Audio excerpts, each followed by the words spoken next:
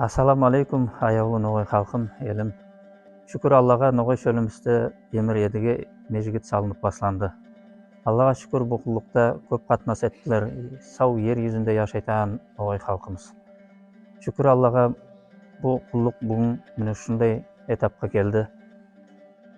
Бұл құллыққа әлі шыққан ақша 26 миллион ақша шықты. Колонна құйылайық заманда біз сертификатлар бердік.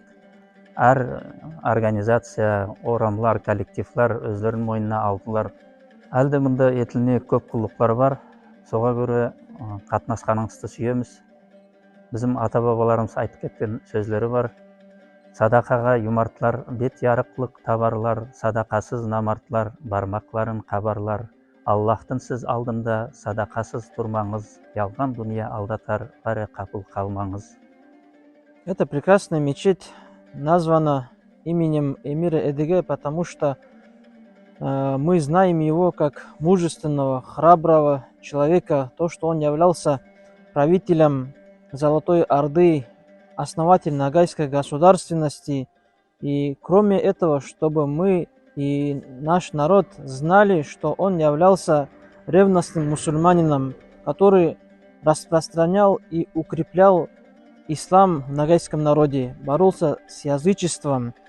И в книге Ахмета Ярлыкапова «Ислам у степных ногайцев» Ибн Арабшах говорит о эмире Эдиге: был он любитель ученых и достойных людей, сближался с благочестивцами, с бедняками, постился и по ночам вставал на молитву, держался за полы шариата, сделав Коран и Сунну до изречений мудрецов посредником между собой и Аллахом Всевышним. Бұл репортажда көрдіңіз, қай үйкен құлық мұнда етілетір, етілген, и Алла бүртсе етілек. Сол үшін бірше етейік, бұл ұлы едіге межит бірше халқпан етсек бегару болар.